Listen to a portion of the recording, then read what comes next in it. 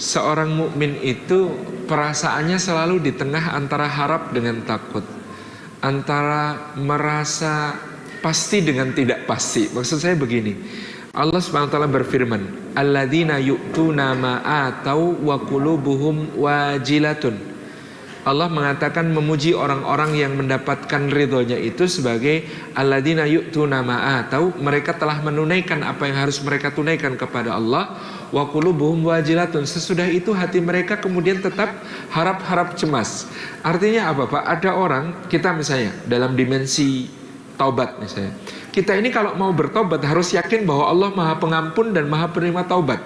Dosa sebesar apapun Allah itu rahmatnya lebih luas, ampunannya lebih luas lagi. Itu harus yakin Pak. Tetapi sesudah kita bertobat, kita tidak boleh terlalu yakin bahwa kita sudah diampuni, begitu. Jadi apa ya, yang namanya mukmin itu perasaannya harus gitu, jangan sampai kemudian merasa pasti-pasti gitu ya. Karena kalau kita merasa pasti dosa saya sudah diampuni, ini juga berbahaya gitu ya. Kemudian kalau kita juga sebaliknya merasa tidak mungkin diampuni, ini lebih parah lagi, lebih berbahaya.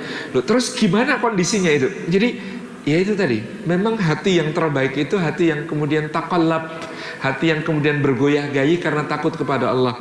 Maka dia menjadi seorang yang ya tadi, sebelum bertobat yakin Allah Maha Pengampun, sebesar apapun dosaku pasti Allah akan ampuni. Lalu kemudian dia bertobat. Setelah dia bertobat, dia beristighfar, dia memohon ampun, dia berjanji tidak mengulangi, dia menyusul dengan perbuatan baik. Dia masih khawatir juga, jangan-jangan yang kemarin belum diampuni, tobat lagi. Ini yang terbaik. Demikian pula dalam soal ibadah tadi. Aduh, saya sudah sholat ya.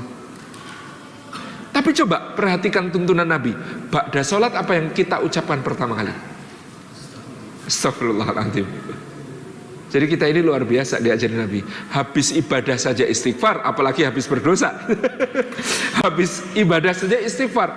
Kita khawatir ada yang tidak sempurna dalam hak yang kita tunaikan kepada Allah dalam kefarduan salat.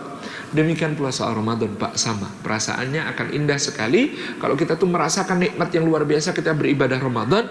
Tetapi sebagainya kita juga khawatir, jangan-jangan Ramadan kemarin itu belum maksimal, belum optimal. Seharusnya bisa lebih lagi, seharusnya bisa ditingkatkan lagi, seharusnya bisa lebih bagus lagi di waktu-waktu yang akan datang.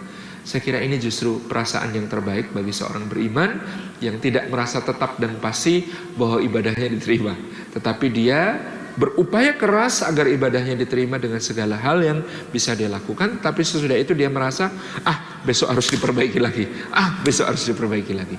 Allah alam bisa gitu.